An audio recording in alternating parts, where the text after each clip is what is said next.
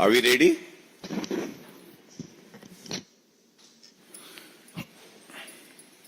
सभी पत्रकार बंधुओं को हमारा नमस्कार।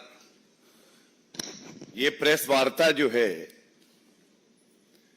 पश्चिम बंगाल में जंगल राज का एक उदाहरण और सामने आया है और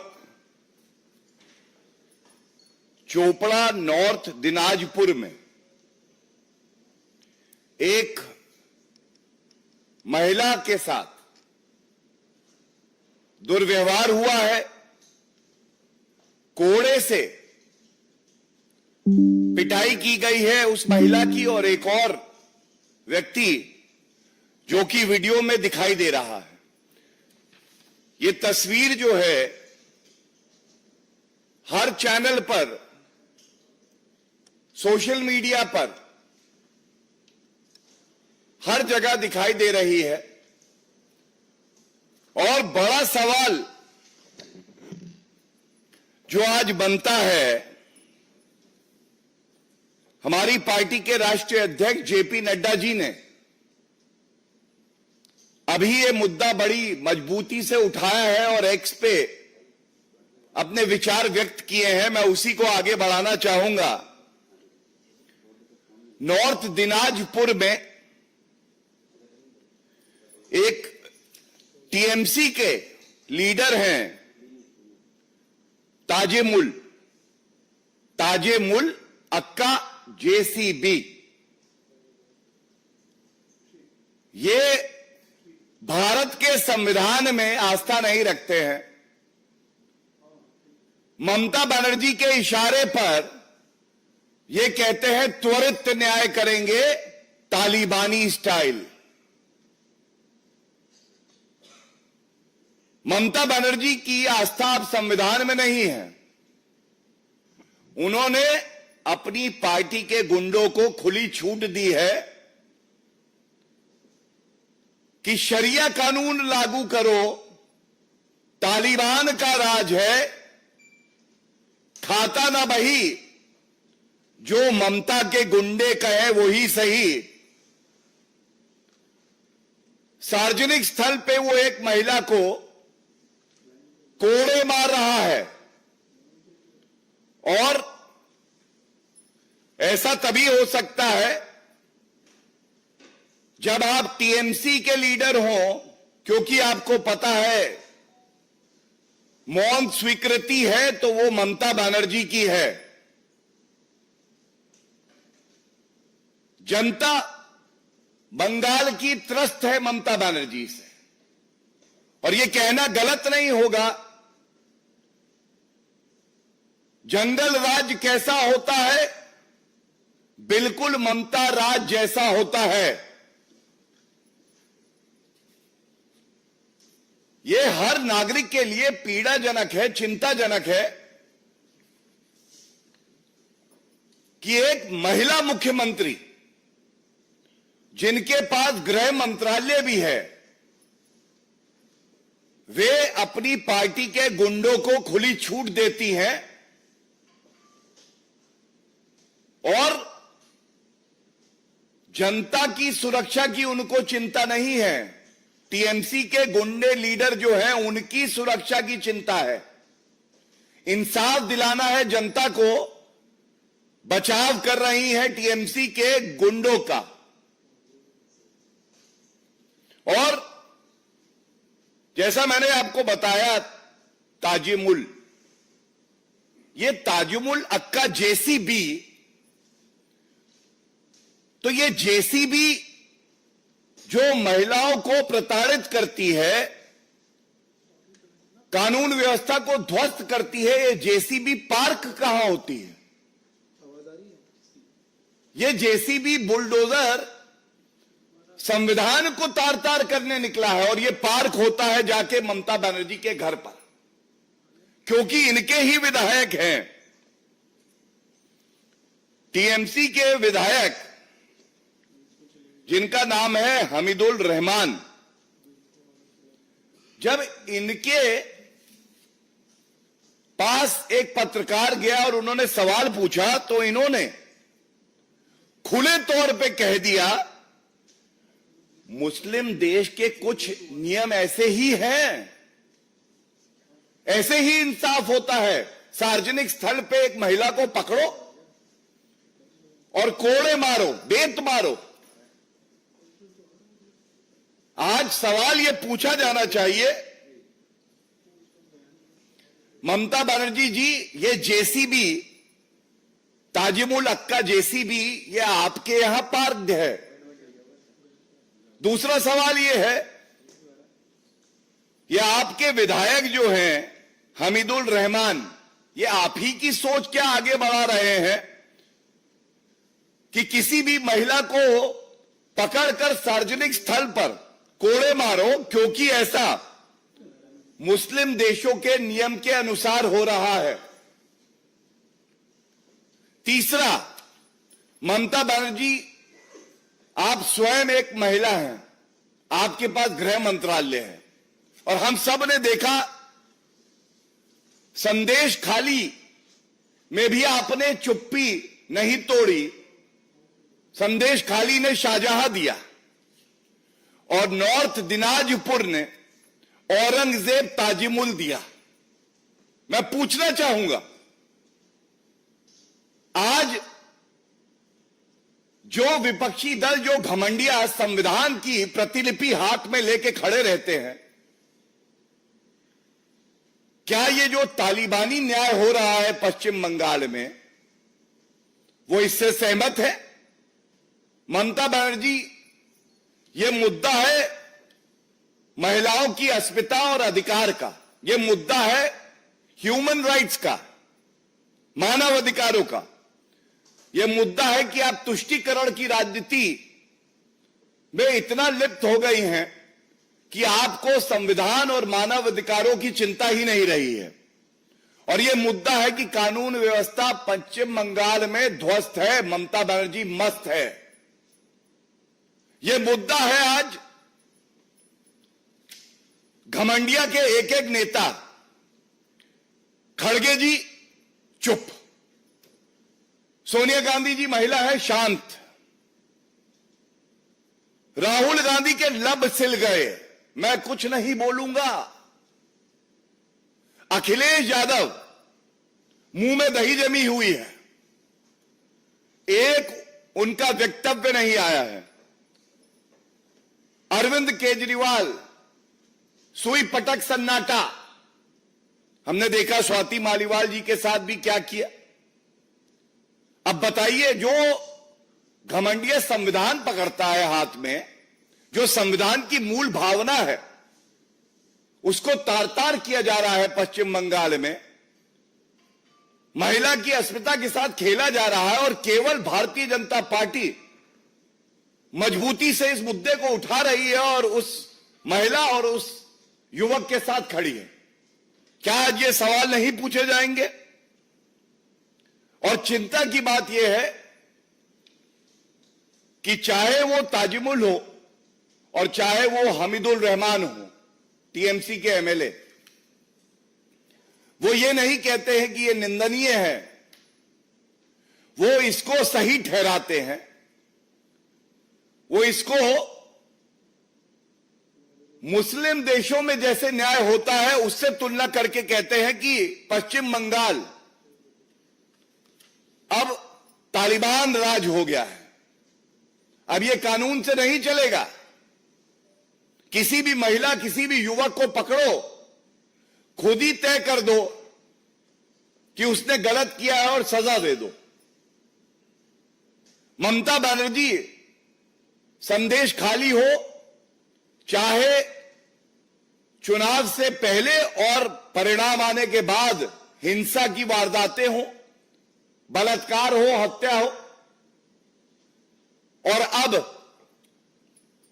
उत्तरी दिनाजपुर में ये जो निंदनीय कृत्य हुआ है, इसकी जिम्मेदारी आपकी है। और ये मांग हम उठाते हैं कि ममता बनर्जी, क्योंकि गृह मंत्रालय भी आप ही के पास है और कानून व्यवस्था ध्वस्त हो गई है, आपको इस्तीफा दे देना चाहिए। पश्चिम बंगाल अब आपसे संभल नहीं रहा है। वहां की जनता ये सवाल पूछ रही है जो हम इस मंच से उठा रहे हैं। I will just also summarize in English in short so that it reaches every citizen of West Bengal particularly and every citizen of India. In Chopra, North Dinajpur, there is a incident that has taken place where a woman has been flogged, physically abused along with a man, and this has been done at a public place, violating their dignity, violating their fundamental right to associate with each other. What puts the entire country to shame is the fact that Mamata Banerjee has not spoken a word on this. She being a woman and a woman chief minister who has taken oath under the Constitution of India should have been the first one to come out and condemn this incident. And what makes the matter worse is the fact that the accused Tajimul happens to be a TMC leader. He's a habitual offender. He believes in quick justice, kangaroo court justice, and he calls it Insaf Sabha. Mamata Banerjee also holds the portfolio of Home Ministry.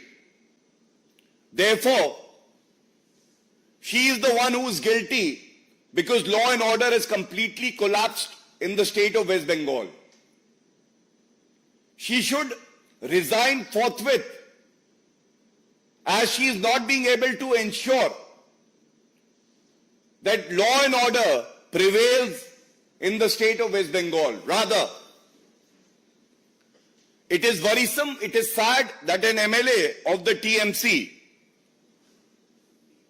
named Hamidul Rahman, when asked a pointed question on this ghastly incident, he justified it by saying this kind of justice and this kind of criminal system prevails in Islamic nation, thus endorsing the Talibani style of dispensing justice in a country which believes in the Constitution of India, a country which believes in rule of law. Is this a message indulging in appeasement politics to your vote bank that now West Bengal believes in Sharia law, the Talibani law, and not the Constitution of India and the criminal laws of the country? And Mamata Banerjee should also answer the accused Tejumul Akka alias JCB, as he is called. Why are you protecting him, Mamata Banerjee? Is the JCB parked at the CM house?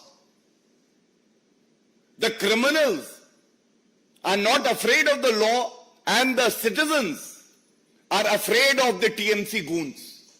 Such is the plight of citizens in West Bengal. I would also like to raise a very important aspect. From the last few weeks, we have been witnessing very shallow drama by the opposition parties holding the Constitution of India without believing in it. Today, from this platform, we need to ask,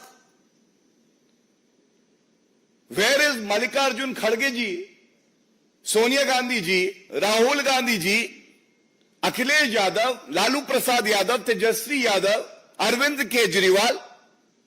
No one has made any statement condemning the ghastly incident.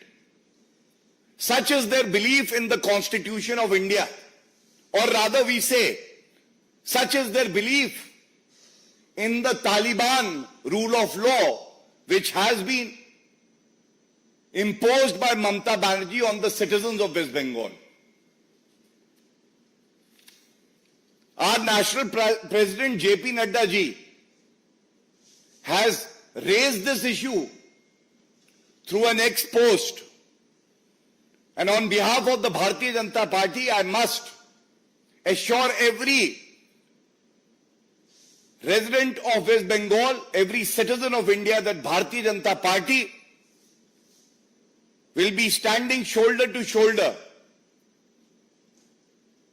with the victims, the fundamental rights of the citizens seriously. We believe in the Constitution of India. We will ensure that this Talibani kind of government does not even exist for a day. Constitution of India, Mamata Banerjee has been indulging in, violating the Constitution of India and the oath that she has taken. And it is also an indication of how law and order has completely collapsed in the state of West Bengal. Thank you. If there are any questions pertaining to this issue, first I would like to take that. Hanji.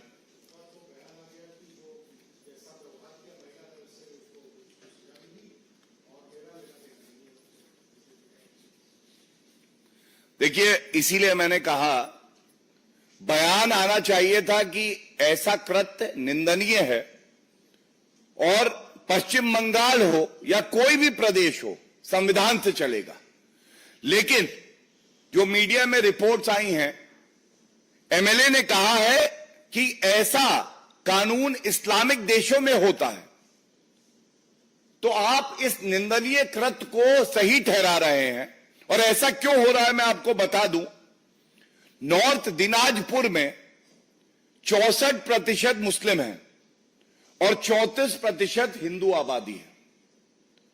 तो ये messaging दी जा रही है कि जहां मुसलमान बहुसंख्यक है, वहां ममता बनर्जी तालिबानी राज मानेगी और शरिया कानून लागू होगा। ममता बनर्जी को हो सकता है, लगता है कि इससे उनके कुछ वोट बढ़ जाएं, लेकिन पूरा देश आज ठगा महसूस कर रहा है कि जो मुख्यमंत्री संविधान की शपथ लेती है, वो आज संविधान को तार तार कर रही है। और हम इस मुद्दे को पूरी मजबूती से उठाते रहेंगे और इसीलिए ममता बनर्जी को कोई हक नहीं है कि वो एक क्षण भी मुख्यमंत्री पद पे बनी रहे। जिस तरह से पश्चिम बंगाल की बात करें, 3 मंत्री जो है वो गिरफ्तार है, वहां पर टीएमसी के जो लोग हैं वो संसद भवन में प्रदर्शन कर रहे हैं, दिखाई की बात कर रहे हैं।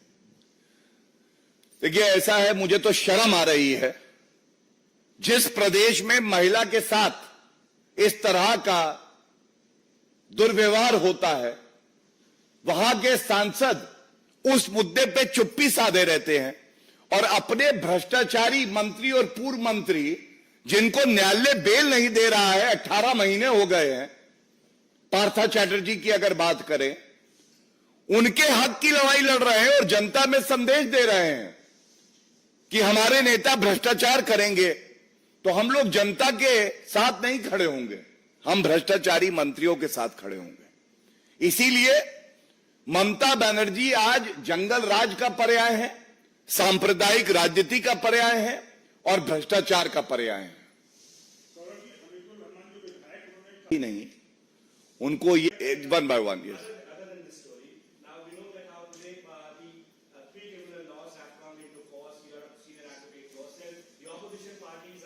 Today is a historic day in the annals of our free country, India. And why do I say that? We need to understand that an evolving society needs law that cater to its needs, demands, protecting its rights. And the Indian Penal Code dates back to 1860. The Indian Evidence Act dates back to 1872. more than 150-year-old. There was a dire need to have new criminal law in place.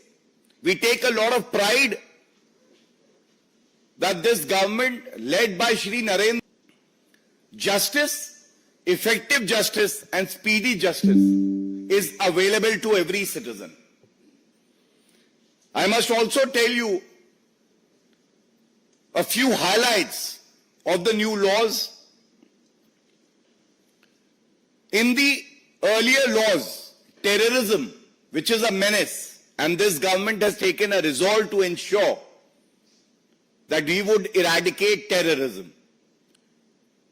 Terrorism in the older laws had no definition, making it difficult for the prosecution also, for the police also, to file a charge sheet or to prove a case. The new laws have defined terrorism. Second, mob lynching has been made an offense, and death penalty would be attracted. Is this not welcome? The older laws did not have any. The new laws specially focus on the rights of women and children. There is a separate chapter for that, which will ensure that there is specificity when it comes to crime against women and children, and they deter criminals from committing these crimes. And last but not the least, one example of how it would expedite the entire criminal justice process so that justice is delivered. A judgment, if reserved, in criminal cases has to be delivered in 45 days. We have seen how sometimes judgments were reserved, but they were not delivered. And a judge would retire, a new bench would be constituted, hearing would happen again, delaying the process of delivering justice. This has also been taken care of. And I must also, on a larger frame, say one more thing. That the new laws are also symbolic of the fact that a new, resilient, transformational Bharat is ready to embrace the laws that have been truly enacted by the legislators of our country. As for the opposition, I just have one thing to say. I am sure that they have not even read the three laws. Just like the way they hold the Constitution in their hand, but they don't care to read the Constitution of our country. The entire nation has come forward to embrace, to welcome the three new criminal laws, and this is a historic moment which we should celebrate unitedly. That in Hindi angle that DMK MP has said, because he also represents their party in the Supreme Court in this. देखिए, मैं इतना जरूर कहूंगा कि जिनको विरोध करना है वो हर बात का विरोध करते हैं, और 3 कानून खोल के नहीं देखे होंगे, उसकी एक वजह है। वो कह रहे हैं कि हिंदी के शब्दों का प्रयोग किया गया है नाम रखने में, लेकिन अंदर जो पूरे एक्ट है वो अंग्रेजी में है। अगर वो थोड़ा सा प्रयास करके पहला पेज पलटते और अंदर देख लेते तो वो जानते कि वो सारे कानून अंग्रेजी में भी है, हिंदी अनुवाद भी है। लेकिन आप सोचिए, एक निकम्मा निठल्ला विपक्ष जो कि पढ़ाई लिखाई में विश्वास नहीं करता है, एक अच्छी शुरुआत को रोकने का प्रयास करता है, विरोध के नाम पे विरोध करना चाहता है, जिसकी विरोध में गुणवत्ता नहीं है, उसको जनता नकार रही है।